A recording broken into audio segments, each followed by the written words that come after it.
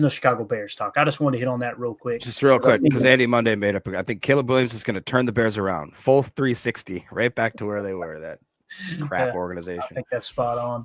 So we had a signing earlier today, Jacob. I believe it was earlier today. It came down. You may remember this guy, Corey Ballentine, cornerback that played for the Packers last year. So the Packers go and pick him up, add a little more depth to the cornerback room. So now the question becomes, is there a chance Corey Ballentine makes the roster? And we'll talk about the deep dive here shortly. Just want to get your take on this because you guys, if you'll remember, Jacob, 2023 had a pretty decent season, right? I want to say he graded out like a 60. And then 2024, I was kind of expecting him to maybe take a step and get some significant playing time. And he fell all the way back into the 50s. And you could see it on the tape. Corey Ballentine just didn't – it's almost like he didn't fit what Jeff Hafley was doing as much as he fit into that quarters match coverage that our boy Joe Barry liked to run. But nonetheless, they bring him back in. He's familiar with the staff. He's familiar with the coaches. He's familiar with the trainers, familiar with the facility, and just somebody you can get in here and maybe just add an extra body in camp as well. But you had anything to add to the Corey Ballentine signing? Not really. I mean, I'm going to be honest. You know, I didn't even hear about it until I sat in the chair. I was at work, just smashed until just before, and even when I heard it, it was interesting, but I don't see him making this roster. I really don't. I think that he was brought in to have just more competition, maybe break glass in case of emergency type player. While I respect what he did when he was here, like Drew D says, he was decent competition when he was here. That's another year removed. Another, guys are going into year 2 of Hafley's system.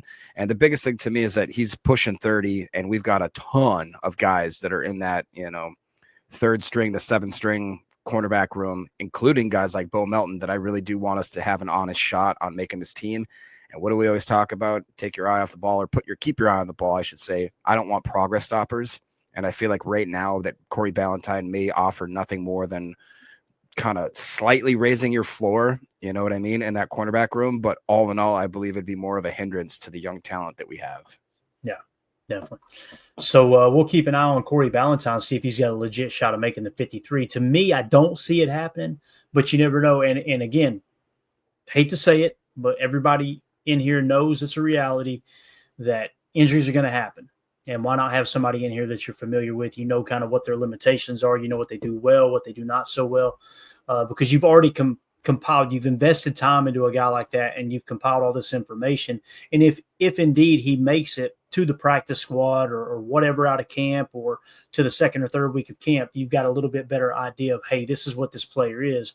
Why not go ahead and add him to the mix? So I like the signing. I'm not expecting it to be world changing or anything, but just wanted to mention it there. So real quick before we move on, like Judy says, he goes, does this signal the Packers think they need more quarterback depth? Like, does this to you say that, hey, they're saying we were comfortable with our starting 4, but we need a better rotation at that back end? To me, it doesn't quite scream that, but I just think they want more competition. Yeah, to me, Drew, I think the writing was on the wall, or not the writing's on the wall. The whole purpose of this signing came with the person they released. They actually released Gregory Jr., I believe, if I remember correctly. So what they had decided, they got Gregory Jr. in here, right, and gave him a look. And who knows, he may be back in a couple of weeks. You know how this goes. It may be 3 or 4 days, and then he pops back up on the squad. But to the best of my knowledge, they cut Gregory Jr. and added Ballentine. I think everybody in here would agree Ballentine's a better corner than Gregory Jr. up to this point that we know of. So maybe they thought he might have a little bit higher ceiling than Ballentine. They go that route, get him into camp for a week or 2. Nah, he ain't the dude. Let's get Ballentine back in there. That's what it feels like to me. It's not so much depth or lack of depth as it is, hey, when we really compare the tape, we like Ballentine more than Junior. Does that make sense, Jacob?